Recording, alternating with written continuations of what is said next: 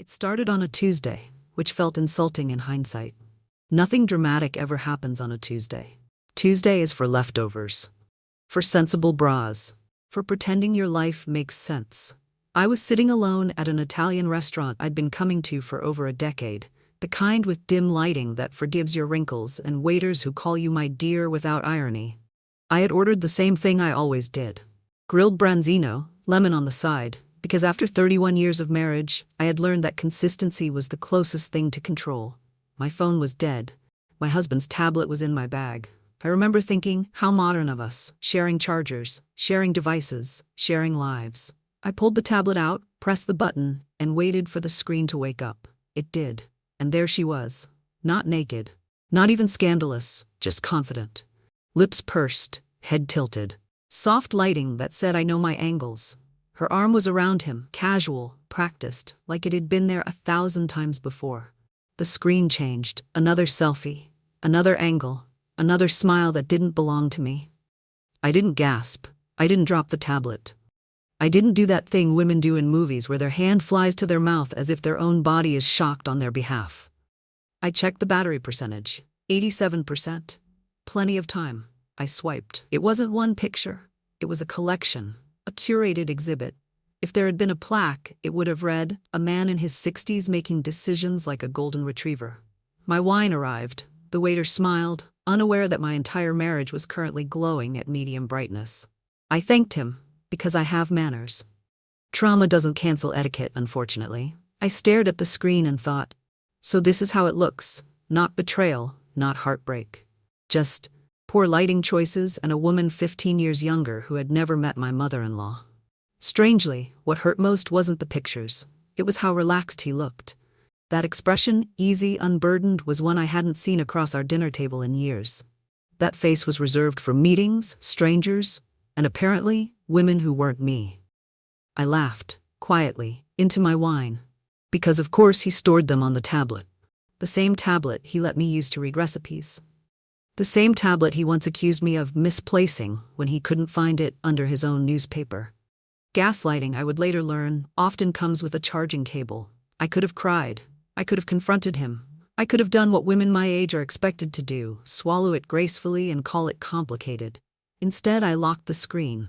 And for the first time in a very long while, I felt something that wasn't sadness. It was clarity.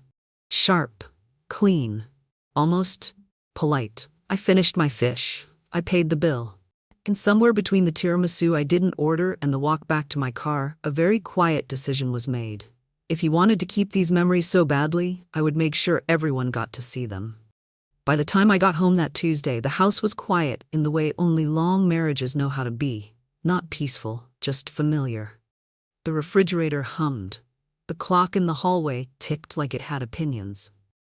Everything was exactly where it had always been, including me. I poured myself a glass of water. Wine felt premature and sat at the kitchen table. The same table where I had packed lunches, paid bills, and nodded through conversations that were never really meant for me. 31 years is a long time to slowly become part of the decor. I thought about all the dinners with his family. How his mother would ask him if the food was good, even when I was the one who cooked it. How his sister would talk over me, then later say, "You're so quiet. I love that about you." Like silence was a personality trait I'd chosen, not a survival skill. I used to think being agreeable was maturity. Turns out it's just excellent camouflage. Somewhere along the way, I had been promoted from wife to reliable background object. The couch, the lamp, the woman who remembers birthdays and stays pleasant during arguments so other people can feel reasonable. If there were credits rolling at the end of my marriage, my name would be listed under additional supportive presence. I remembered the first time I tried to explain to my husband that I felt invisible. He'd looked genuinely confused, like I'd accused him of stealing a concept he'd never heard of. "You're imagining things?" he said gently. Which is marriage code for "please stop making me uncomfortable with your feelings." That sentence became a refrain over the years. "You're too sensitive.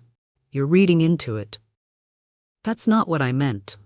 Gaslighting doesn't arrive with sirens. It comes wearing practicality and concern. It makes you doubt your own emotional eyesight until you start squinting at everything, including yourself. I used to rehearse conversations in my head before family gatherings. Don't interrupt. Don't contradict. Smile. By the time dessert came out, I'd be so tired from managing myself that I barely tasted it. Funny thing is, no one ever asked me to shrink. They just rewarded me every time I did. I stood up, walked to the living room, and looked at the family photos lining the shelves. Vacations, graduations, smiles frozen in time. In every picture, I was standing slightly to the side, leaning in, making sure everyone else fit in the frame. I wondered when I had stopped taking up space. The tablet sat on the counter, dark now, innocent looking. Like it hadn't just detonated 30 years of quiet compromises. I didn't turn it on again. I didn't need to. The images were already burned somewhere deeper than my eyes. What surprised me most wasn't the anger. It was the grief for the woman I used to be. The one who laughed too loudly, who said what she thought before filtering it for palatability. The woman who didn't measure her worth by how easy she made other people's lives. I sat back down and laughed once, out loud. "Congratulations," I said to the empty kitchen. "You've successfully made yourself very easy to live with." That was the moment it hit me. I wasn't heartbroken because he cheated. I was heartbroken because I had disappeared long before he did. And suddenly, the idea of staying quiet felt heavier than the idea of change. I looked at the tablet again. For the first time, it didn't feel like evidence. It felt like an invitation. That night, I did what women my age are very good at doing. Nothing. I brushed my teeth. I washed my face with the same gentle cleanser that promised renewal and delivered mild optimism at best.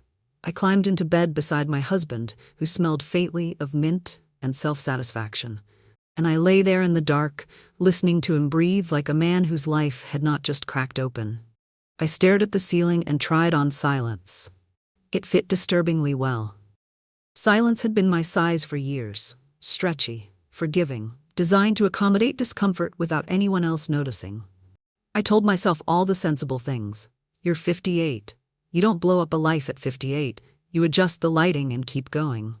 I imagined the aftermath if I spoke up, the confusion, the denials, the carefully worded explanations that somehow ended with me apologizing for snooping, for misinterpreting, for feeling anything at all. I'd seen this movie before. I'd starred in it. The woman who overreacts, the man who is blindsided, the friends who say. But he's always been such a good guy. I rolled onto my side and faced him. In the dark, he looked almost boyish, vulnerable, like someone who could still be protected from consequences if the right woman stayed quiet long enough. And for a terrifying moment, I wanted to protect him. That's when I realized how deep it went. I had been trained, gently and over decades, to absorb discomfort so other people could remain comfortable. I had become the emotional shock absorber of my own marriage. If something hurt, I softened it. If something cracked, I smoothed it. If something broke, I learned how to live around it. I got up and padded into the kitchen. The clock read 2:14 a.m., a time reserved for bad decisions and honest thoughts. I opened my laptop and typed into the search bar, how to disappear quietly after 55. The internet, bless its soulless heart, suggested yoga retreats, decluttering, and something called conscious uncoupling, which sounded like a polite way to vanish without disturbing the furniture. I closed the laptop. Disappearing would be easy. I had been practicing for years. The harder thing, the unthinkable thing, was becoming visible again. I poured myself a glass of water and caught my reflection in the dark window. Older, yes. Softer around the edges, but still there. Still awake. Still capable of making a mess if I chose to. Back in the bedroom, he shifted in his sleep and murmured my name. Not urgently, not lovingly, just habit. That hurt more than the pictures. I lay back down and felt the weight of the choice pressing into my chest. Silence would keep the peace. Silence would keep the family dinners intact, the Christmas cards smiling, the story consistent. Silence would also finish the job of erasing me. And suddenly the fear shifted. I wasn't afraid of losing him. I was afraid of losing myself completely and calling it maturity. Sometime before morning, I made a quiet promise in the dark, not to confront, not to scream, not yet, just this: I would not disappear politely. When I finally drifted into sleep, it wasn't peaceful, but it was different. Charged, like the moment before a storm decides where to land. In the kitchen, the tablet sat exactly where I'd left it. Waiting. I didn't plan on meeting Gary. People always assume revenge begins with intention, spreadsheets, and a dramatic soundtrack. Mine began with insomnia and a half-remembered email address that wouldn't leave me alone. At 6:12 a.m., while my husband showered and hummed like a man rehearsing innocence, I opened the tablet again. Not to look at the pictures, I'd already memorized those like emotional flashcards, but to scroll past them. That's when I noticed something small and deeply unromantic. An email thread. Buried under calendar invites and grocery reminders was a name I didn't recognize. Or rather, I recognized it the way you recognize a face from a party you didn't enjoy. Gary. There were no hearts, no declarations, just logistics, time zones. Can you? And he doesn't know. The kind of language people use when they believe they're being careful. I stared at the name longer than necessary. Then I did something wildly out of character for the woman I had been for 3 decades. I replied. One sentence, polite, neutral, almost boring. Hi, I think we should talk. I expected panic, denial, silence. What I got 2 hours later was a response so calm it felt rehearsed. I was hoping you'd reach out. We met at a cafe halfway between our houses, the kind of place with reclaimed wood tables and plants that look alive but aren't.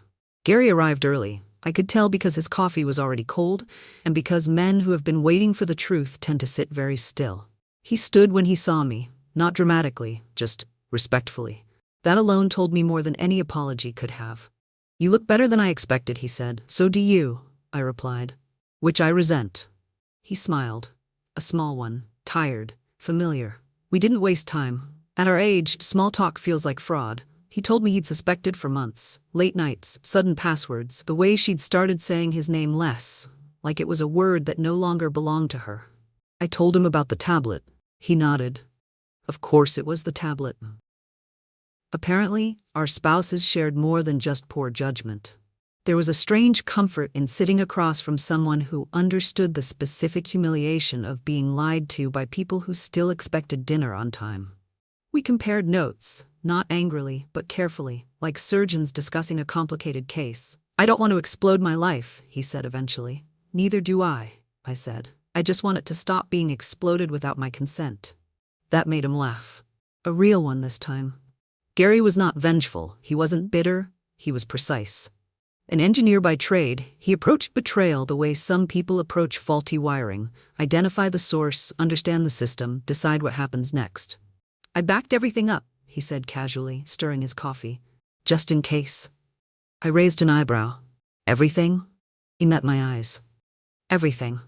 Something shifted then. Not anger, not grief. Alignment. For the first time since Tuesday, I didn't feel alone inside the story.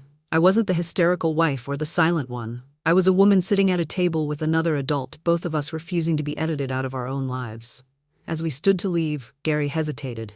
I don't want to hurt her, he said, but I can't protect them anymore. I nodded. I don't want to hurt him either. We exchanged a look. Understanding, not mercy.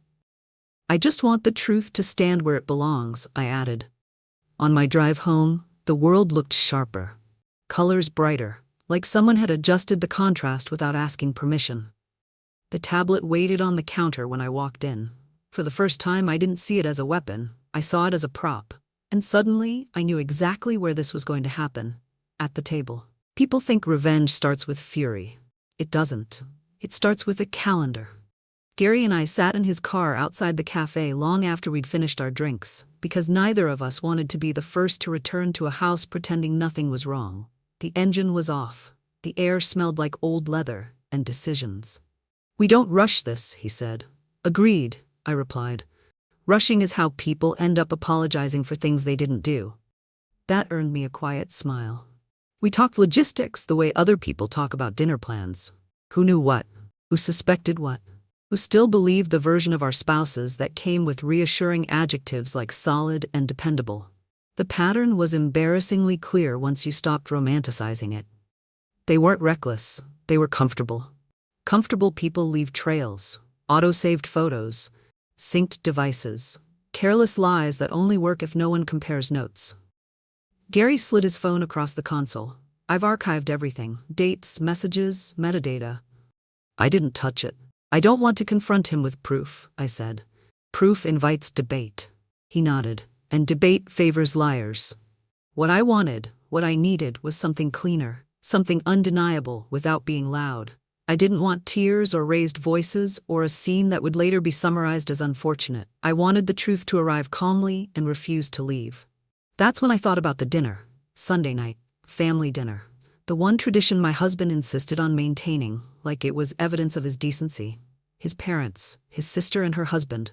Sometimes even neighbors, because nothing says stability like witnesses. I cook, I said slowly. Everyone shows up, phones off, tablet on the table. Gary leaned back, considered it. A screensaver, he said. Yes, I said, but not just any screensaver. We didn't need to say the rest out loud. The idea sat between us, fully formed, almost elegant in its restraint.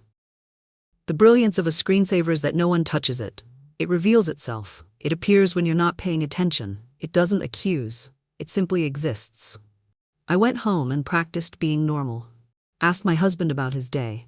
Nodded at the right moments.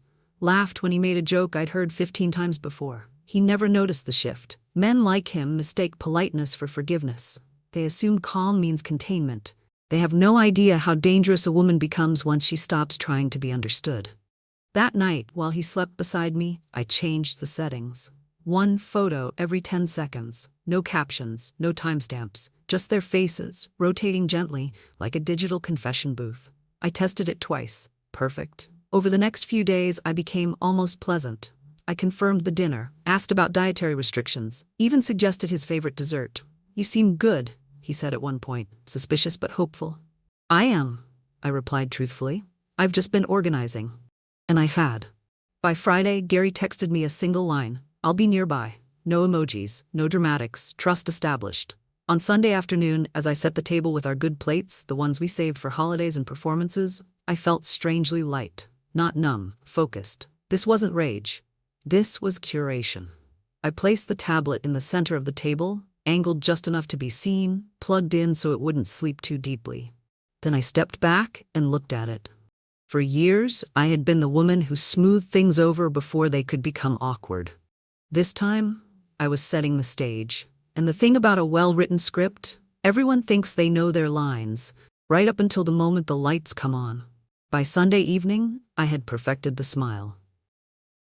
Not the warm one, the practiced one.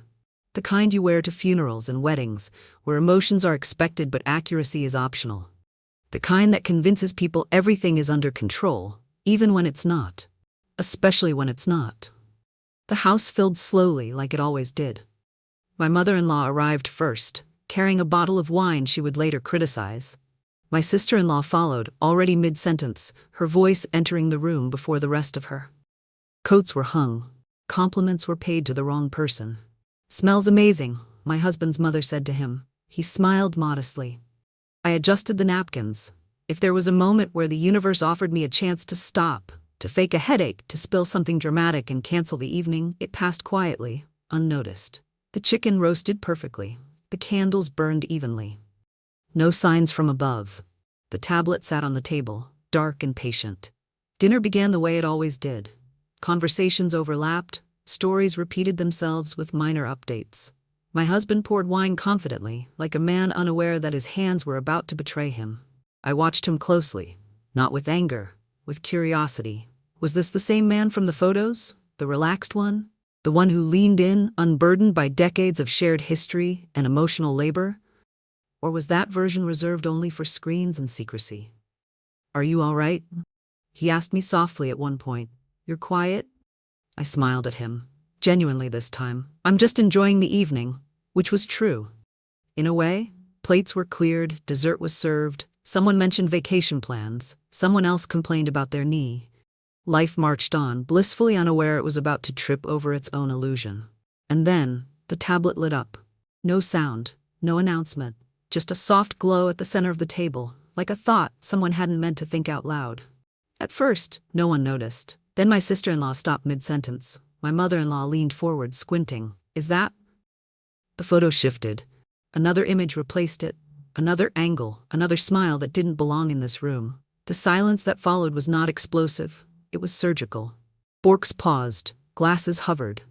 My husband's face changed. Not dramatically, but completely. like a mask sliding off without permission. "What is that?" his mother asked. He opened his mouth. Nothing came out. I took a sip of wine, let it sit on my tongue, let it travel all the way down. 10 seconds passed, the screen changed again.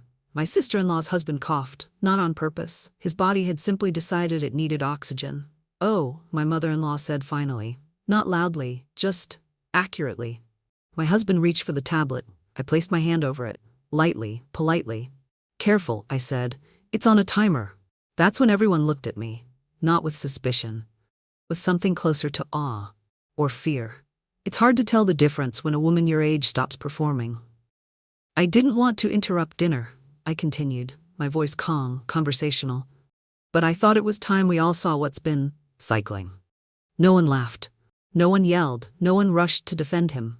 The photos kept coming, and in that quiet, illuminated space between bites of untouched dessert and cooling coffee, I realized something extraordinary. I wasn't nervous. I wasn't shaking. I was done being the woman who kept things comfortable at her own expense. Across the table, my husband finally found his voice. "This isn't what it looks like," he said. The screen changed again. I leaned back in my chair. "Then," I replied gently, "it's taking its time explaining itself. There's a particular kind of silence that only exists when too many people are thinking the same thing, but hoping someone else will say it first." That silence settled over the table like dust. The tablet kept glowing. 10 seconds. Another photo. My husband's jaw tightened in a way I recognized immediately. It was the same face he made when the stock market dipped, or when a waiter brought the wrong side dish. Annoyance wrapped in entitlement. The face of a man inconvenienced by reality. "This is private," he said finally, reaching for the tablet again. No one moved to help him. "Private," I thought, "is what you call things you're ashamed to explain. Family dinner, apparently, is where shame comes to stretch its legs." The screen changed. My mother-in-law leaned back in her chair slowly, as if sudden movements might make it worse. She studied the photo with unsettling focus, like a woman who had spent her life defending her son and was now recalculating the cost. "She's very comfortable," she said. No one corrected her. My sister-in-law crossed her arms. "Is that from a hotel?" The screen answered before anyone could. Another image. Different lighting. Same two faces. My husband laughed once, too loudly. The laugh of a man trying to puncture a moment that had already decided to suffocate him. "You're all misunderstanding this," he said. "She's a colleague. This is..." The tablet shifted again. I didn't look at the screen anymore. I watched the people watching it. My sister-in-law's husband stared at his plate like he was counting the seconds until he could legally leave. My mother-in-law blinked rapidly, offended not by the betrayal but by the audacity of it happening publicly. And then there was my husband. He looked around the table, searching for me the way men like him always do, expecting rescue, expecting me to soften it, translate it, save him from his own mess. For 31 years I would have. Instead, I reached for the coffee pot and refilled my cup. "Do you want to explain?" my sister-in-law asked him, sharper now. "I will," he said quickly. "Just turn that thing off." I tilted my head. "Why?" That simple word landed harder than anything I could have thrown. "Well, because..." He stopped. There was no ending to that sentence that didn't involve admitting something out loud. The screen changed again, a photo where her head was resting against his shoulder. Familiar. Intimate. The kind of closeness you earn, not borrow. My mother-in-law looked at me then. Really looked. "How long have you known?" she asked. I considered lying. Old habits die hard. "Since Tuesday," I said. "At lunch." She nodded slowly, absorbing that. "And you still cooked," she said. I smiled. "I always cook." Something shifted then. Not sympathy, not exactly respect. Recognition. The realization that the woman who had kept everything running smoothly had also been watching, remembering, deciding. My husband stood up abruptly, chair scraping the floor. "This is insane," he said. "You're humiliating me." That word, humiliating. I looked at him, really looked at him for the first time in years. "No," I said calmly, "I'm not doing anything." The screen changed again. "This is..." No one spoke. Because the truth, once given a screen and a little time, doesn't need backup singers. It just keeps playing. Gaslighting is a funny thing. It works best in private, under soft lighting, when there's time to rewrite history before anyone compares notes. At a crowded dinner table with dessert cooling and a screensaver rotating every 10 seconds, It panics. This is being taken out of context, my husband said, pacing now, as if movement alone could blur the truth. You're all jumping to conclusions. No one responded. Silence, I've learned, is what happens when lies finally run out of oxygen. My sister-in-law tilted her head.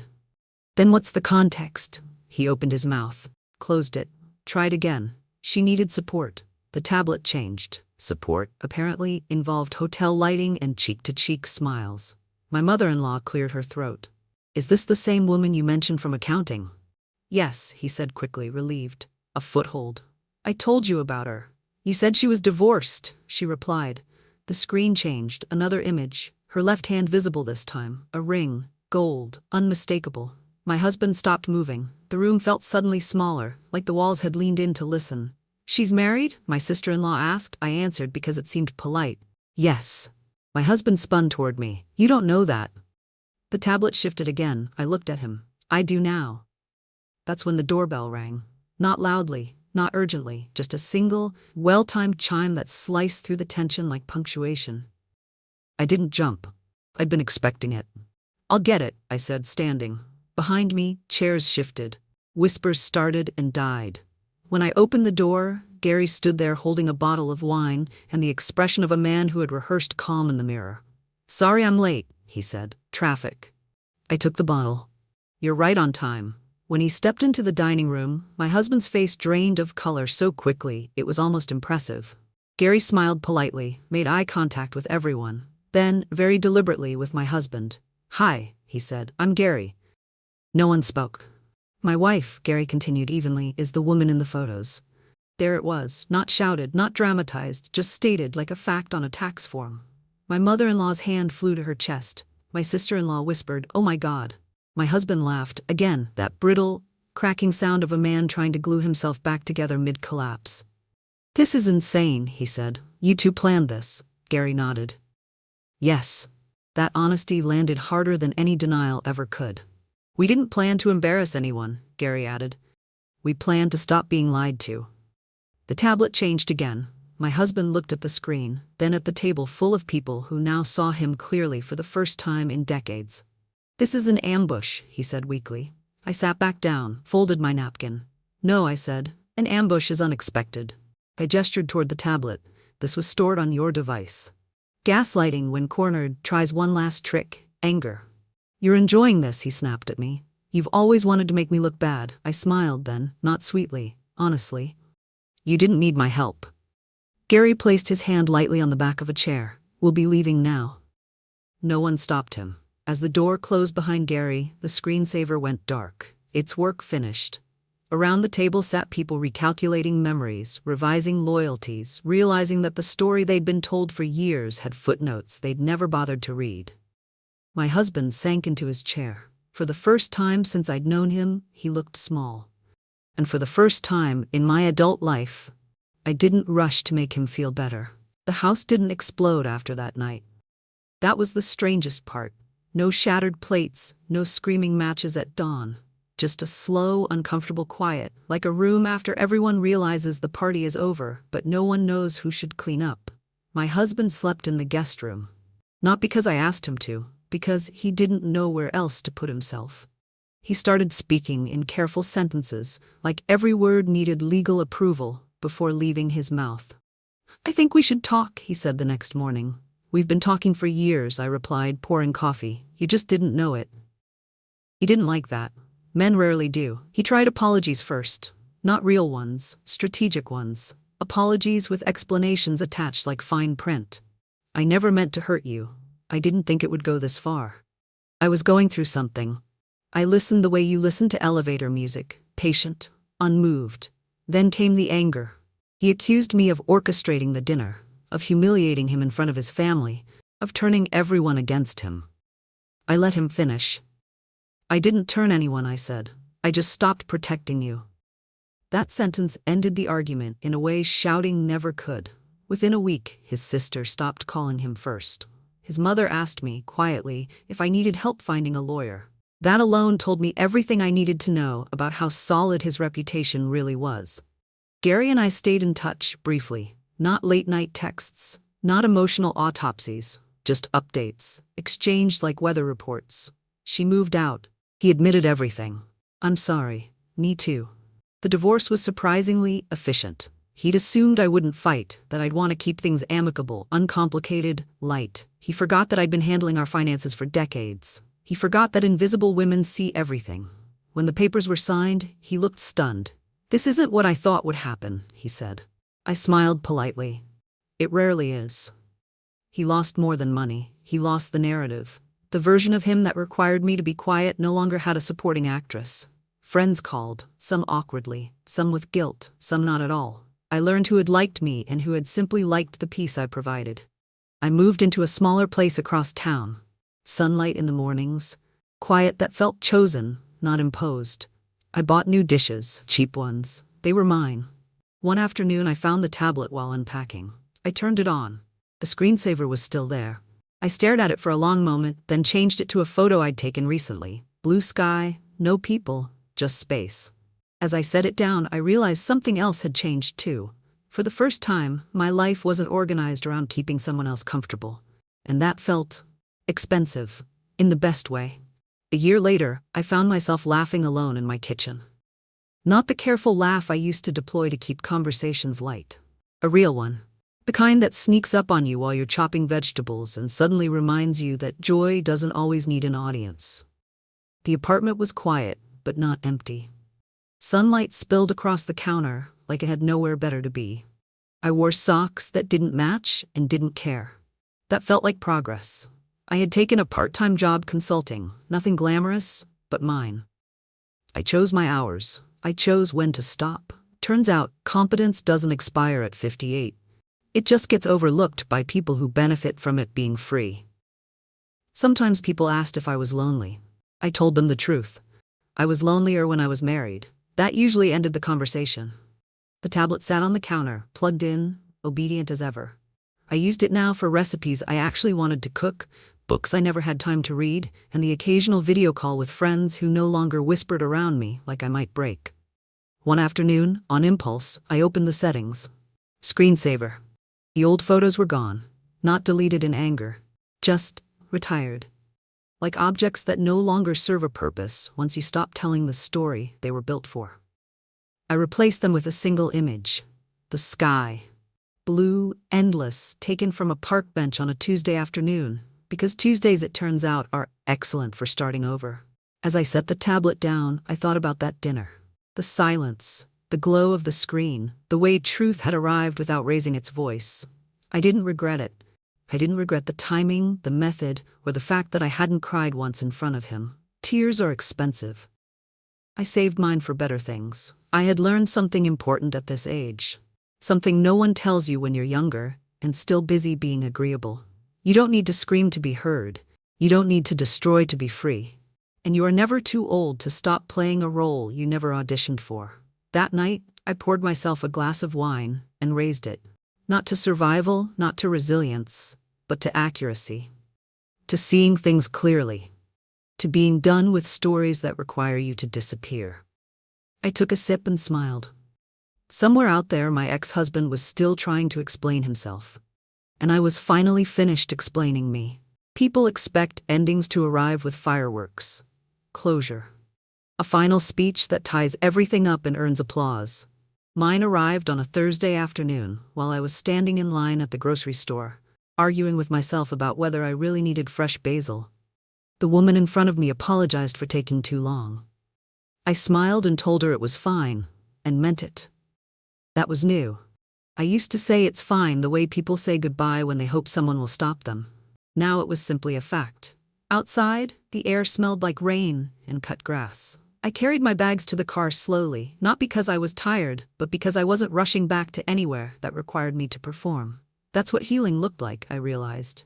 Not triumph, not reinvention, just the absence of tension. At home, I put the flowers in a chipped vase I loved and cooked dinner without wondering if anyone would like it. I ate standing at the counter, then changed my mind and sat down. Freedom apparently includes indecision. Later, I texted a friend. We didn't discuss the past. We discussed a show we were both watching and agreed it was terrible. It felt intimate in a way shared trauma never quite manages. Sometimes I still think about him, not with anger, not with longing. More like how you think about a neighborhood you once lived in.